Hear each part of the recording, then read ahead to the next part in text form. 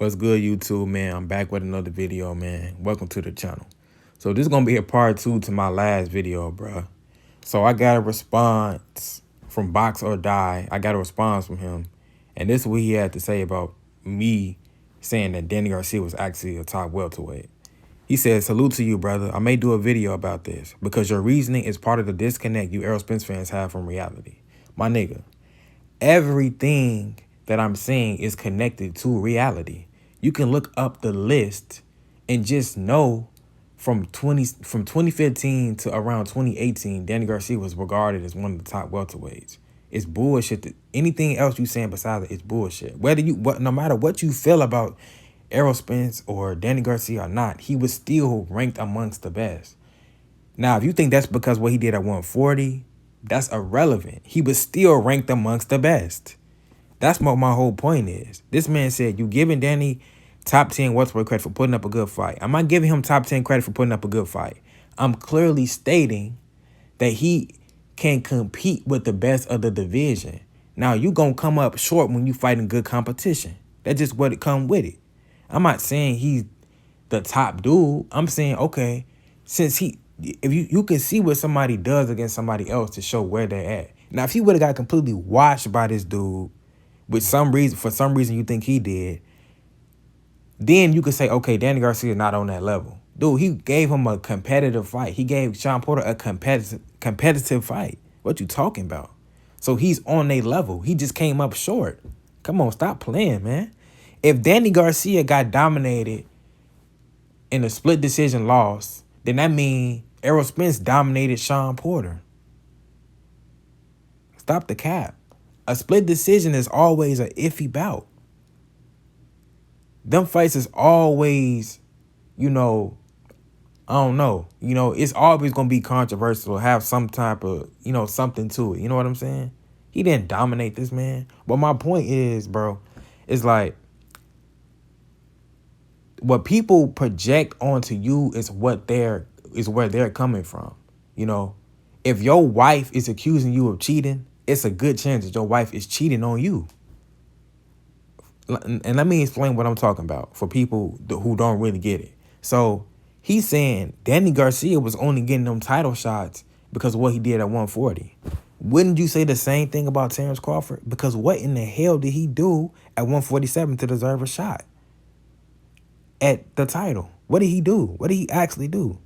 You know what I'm saying? Dude, 2015 to 2017, Danny Garcia was guaranteed top 10 at motherfucking welterweight. You know what I'm saying? It's just ridiculous that people just coming up with this stuff. Saying, I'm out of touch with reality, but we got The Ring magazine. We got ESPN. I guess they all just Errol Spence fans then, right? Come on, bruh. Dude, it's clear as day. If you were watching boxing, you know who the dudes that was getting called out. The people who was getting called out was Keith Thurman, Danny Garcia, and a couple other dudes. But those were the main guys getting called out. And all I did was type in top welterweights 2015. That's all I did. I didn't do nothing else but type that in. You can do the same thing that I did. So somehow, all these networks is Errol Spence fans. The fact of the matter is, it has nothing to do with being an Errol Spence fan or not. It's irrelevant whether you think Errol Spence is the top guy or whatever the case may be. That don't take away from Danny Garcia. You know what I'm saying? You cannot put 10 dudes over Danny Garcia as far as rankings from 2015 to I'm gonna say 2018. As far as rankings go, you can't do that. Because you would have to put non-title holders over a champion, man. You crazy. And they trying to make it seem like, oh, you just trying to make Errol Spence look good. But dude, it don't matter. None of that stuff matter, bro. The simple fact is Danny Garcia was a top 10 welterweight. For whatever reason you got it. You know what I'm saying? Whatever reason you got, Danny Garcia is a top 10 welterweight, whether it's the competition, whether it's, PBC and all this other stupid shit y'all be saying. It does not matter, nigga. He was top 10. Every major, credible boxing platform had him top 10. And for a reason, man. Stop playing, bro. Now, all the other stuff you saying about him not having a good win, it's like, dude, to get to the position to get into a big fight, you have to do something.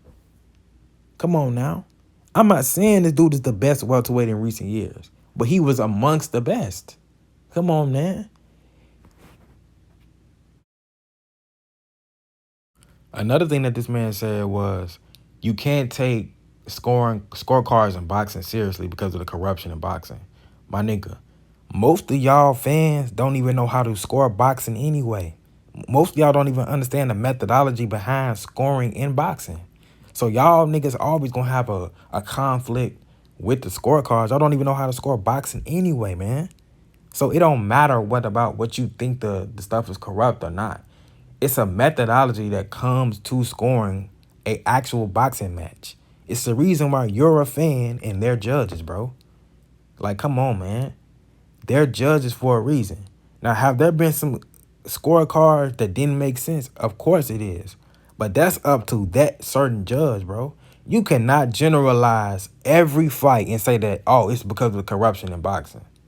So if it's corrupt, then what are you using as the guideline then? What are you using as the guideline?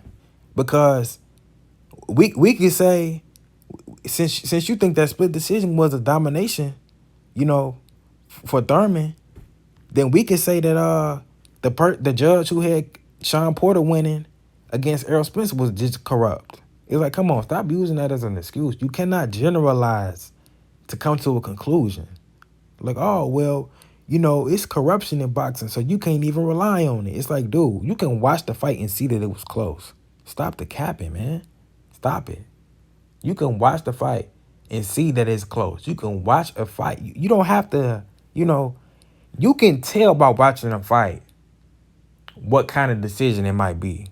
You can tell by watching a close fight, like, okay, this is going to be a draw, or this is going to be a split, or this is going to be a close fight. You know, it's going to come down to, you know, who do this and who do that. You know what I'm saying? You can watch that.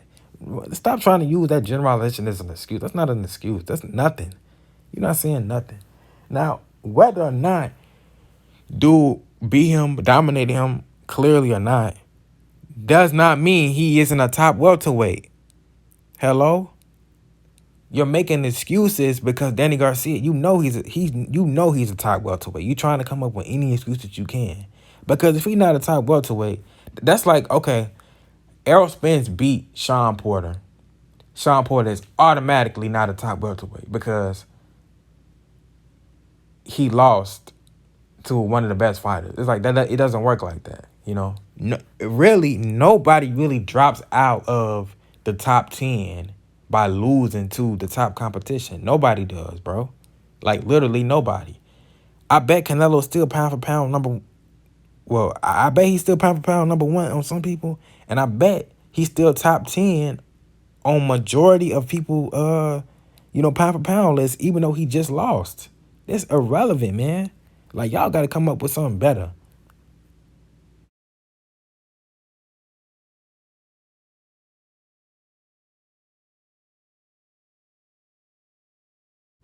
Now, this is intellectual dishonesty at its finest right here. Now, I went ahead and asked this man. I said, okay, you know, so Danny Garcia isn't a top welterweight. Cool. So who are Keith Thurman and Sean Porter's best wins? This man said Keith Thurman's best win is Sean Porter. Just completely neglecting his unification win to Danny Garcia. Okay. And then he said for Sean Porter, it's Andre Berto and your Dennis Ugas. By the way, we know what happened to your Dennis Ugas. Stop it. We don't even got to talk about it. We know what happened to your Dennis Ugas. And you said Andre Berto. Now, Andre Berto lost to Robert Guerrero, and Danny Garcia beat Robert Guerrero for the title. So, how in the world is Danny Garcia under Berto when Danny beat somebody that Berto couldn't beat? You're lying, nigga. You're literally sitting up here lying to protect your narrative, and I don't respect that. I have no patience for people that's on this bitch lying, bro. Now, say what you want to say about Bud and Errol, But you sitting up here lying, man, and trying to make other people seem like they trying to push a narrative to make somebody else look good when your whole narrative is predicated on trying to make somebody look bad, bro. This is sad that somebody actually has to do this. Danny Garcia was a top 10 welterweight. Simple as that. And Sean Porter and Keith Thurman best wins are Danny Garcia, boy. Stop playing, man. Danny Garcia best win. Sean Porter best win is your Dennis Ugas and Danny Garcia. And the evidence to back that up is because when Sean Porter beat Danny, he became the WBC champ. He became the WBC champion because they were fighting for the vacant belt. The two top guys fight for the vacant belt. The two top guys fight for the vacant belt, and they went in, they fought, and it was a close decision. He just came up short. Now you cannot attribute that to him being not on that level. You can simply attribute to a simple stylistic problem. Does he have the style to be the guy like a Keith Thurman? Does he have the style to be the guy like Sean Porter? That's what it can come down to. Like, come on now. This stuff is just ridiculous, man. So you saying Keith Thurman gets no credit for beating Danny Garcia. That's basically what this dude is saying. Like, this stuff right here, man. Like, I don't understand these people, bro. Like, you disrespecting the sport, bro. And I don't understand these people, bro. It's like you have a narrative that you trying to run with, and you doing whatever it takes to stick by that narrative. And it's just sad, bro. Like, you can't even speak an objective fact. If you ask Sean Porter and Keith Thurman right now, who are their best wins at welterweight, they are not going to say no fucking Andre motherfucking Berto and fucking just Sean Porter for Keith Thurman. Come on now. He became a unified champion, bro.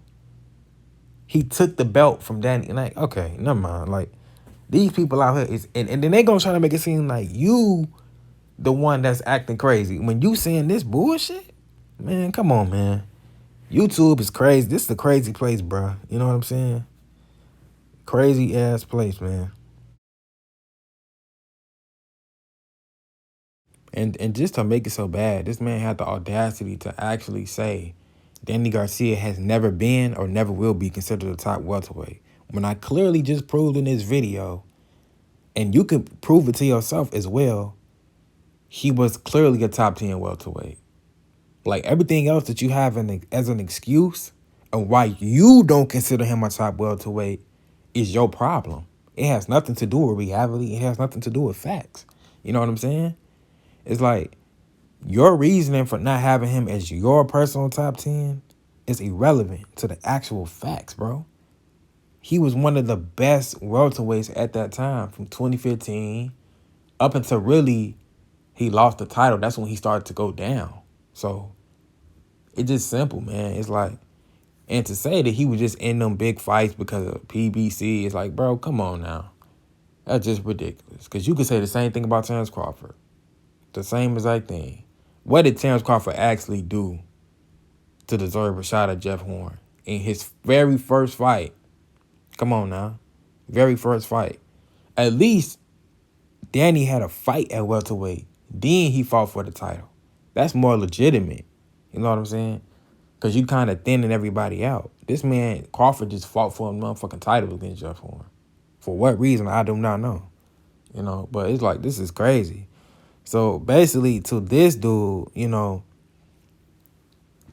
Danny Garcia is not a top 10 welterweight at any point, you know, at his time at welterweight, which you know damn well, these people, they talking from retrospect. They not talking from being in that current moment. They not speaking from real memory, bro. You would not say that if this was 2015, 16, 17. You would not say that shit. You wouldn't at all. You know what I'm saying? So it's like, man, look, this shit is just ridiculous. And then all these little things, bro, the Crawford fans pages, that these Crawford people that like Crawford, they be coming up with some shit that I never heard before, saying stuff like, oh, he didn't want to fight Danny Garcia. I never in my life seen somebody say Terence Crawford didn't want to fight Danny Garcia. I've never seen that ever in the history of my life. You know what I'm saying? Never seen that. Not one time. Now, I'm not saying it didn't happen. I'm not saying that it never happens. Nobody ever says that. But, dude, I don't even see that. So, a lot of the time when these niggas be saying shit, I don't even be knowing what the fuck. I don't even be knowing. Like, I don't ever be seeing it. I don't be nothing, you know? Like, man, this stuff right here just getting crazy, man. And, you know, another thing I want to add to it is some list, like this one I'm showing right now, it even had Robert Guerrero on them. It had Robert Guerrero on them because that's further proves my statement. Robert Guerrero took some losses, but he was still, considered top 10 at that, at that division at welterweight.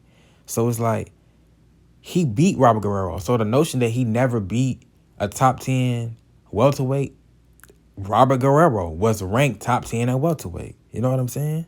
It's just crazy. And even, I'm going to go, this is how I'm going to do it too. Jesse Vargas is on a lot of these lists. And Mikey Garcia beat Jesse Vargas after he lost to Errol Spence. He put Jesse Vargas on the canvas. I wonder why he couldn't put Errol Spence on the canvas. He was little, right? But he wasn't little for Jesse Vargas when he put him on the canvas. Like, man, stop it, man. If you make it this far in the video, you look stupid, bro. All you're going to have is excuses. Now, I'm not trying to, talk out of turns, but it's like, if you're going to be, I don't have no patience for somebody being dishonest, bro. Like, we don't got to do that. You know what I'm saying? We could clearly, objectively break this thing down and we could really talk. But if you're going to lie, I'm not finna play with you. Like, I don't care what you talking about or who agree with you or none of that, bro, or who agree with me. I'm not doing this so people can agree with me. I'm just simply pointing out straight facts. And like I said, you could even throw in Mikey Garcia. Dude, Jesse Vargas is on a lot of these lists. He makes his way up on that list. Like the one I'm looking at right now. It's like, and Mikey Garcia put Jesse Vargas on the canvas and beat him, bro. And he coming from 126. Like, come on, man. All these excuses, though. All these excuses, man. But hold on. Let me kill him with this, though. So, Danny fought Robert Guerrero for a vacant title. Do you think you can fight for a vacant title without being ranked top 10 in the division? Do you think that can happen?